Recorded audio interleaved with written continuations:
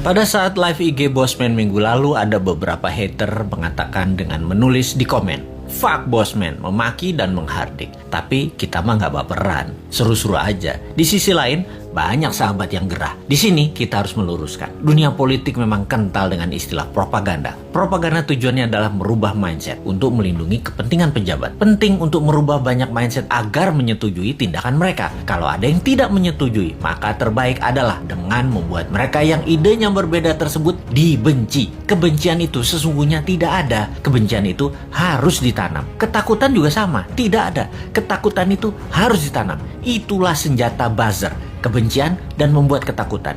Itulah tugas pelaksana propaganda yang dalam hal ini adalah mereka-mereka yang menamakan dirinya buzzer rupiah, yaitu mereka yang dibayar oleh pejabat untuk menyerang musuh-musuh politiknya. Tugas utama buzzer sekali lagi adalah mendengungkan kejelekan orang yang mengkritik tanpa solusi, tanpa niat memperbaiki. Sementara kaum Newman jelas niatnya memperbaiki bangsa yang utama. Gayanya nyeleneh, tujuannya untuk mendapat perhatian. Sekali lagi, nyeleneh, lucu, koplak, tajam kalimatnya, tujuannya satu, agar dapat perhatian. Tapi kalau mental pejabatnya tipis, ketakutan, insecure karena jabatannya takut hilang, telinga tipis, emosi tak bisa jaga dan tidak dewasa, kritik segar bersolusi dikirimkan para newminder, bikin hidup pejabat gelisah dan sengsara. Makanya panik mereka, ditugaskanlah pasukan buzzer yang jumlahnya 20 ribuan untuk menjadi pelindungnya. Begitulah kalau pejabat terdiri dari orang-orang yang tidak beriman, berlindungnya pakai buzzer, bukan pada Allah. Menanamkan kebencian itu program mematikan lawan politik. Ada sih sebenarnya dalam buku putih propaganda yang banyak diajarkan di akademi-akademi militer. Newman itu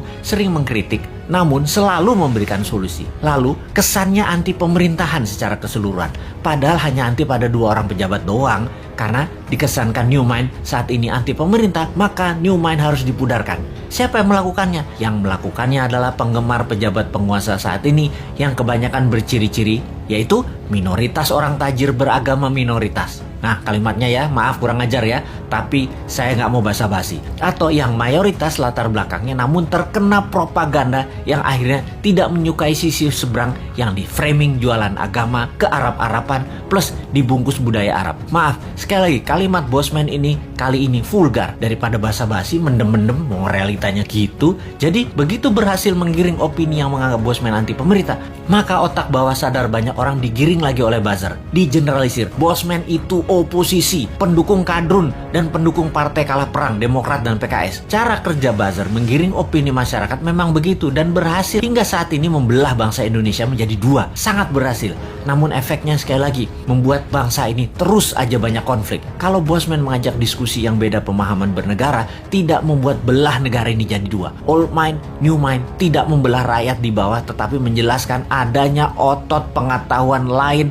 atau muscle knowledge yang itu akan menambah dewasa banyak pihak. Sehubungan dengan old mind versus new mind dalam konsep bernegara, Bosman mengatakan berkali-kali, new mind adalah siapa saja yang menganut MMT ekonominya, nasionalis patriotis, tidak tergantung asing bernegaranya, pro-life, mendukung sustainability lingkungan dan membuat Indonesia menjadi negara superpower di ulang tahun kemerdekaan Indonesia yang ke-100 yaitu tahun 2045. Mereka adalah para new minder. Fenomena ini, incumbent dan oposisi, keduanya pernah menjabat 20 tahun terakhir. Terbukti, tidak membawa Indonesia menjadi negara superpower. Makanya, new mind bertanya, 24 tahun ke depan masih mau sama mereka lagi pola pikir dan pola tindaknya? Atau mau main baru pakai bernegaranya ala new mind? Inilah demokrasi. Kalau kalah new mind, legowo juga. Nggak muring-muring, ngacak-ngacak, demo-demo. Nggak baper, basi itu mah. Buktikan saja di dalam kehidupan keseharian new mind. Kalau ternyata kaum new mind lebih makmur, lebih sehat, lebih bahagia, ya monggo diadopsi secara nasional. Kita mah asik-asik aja.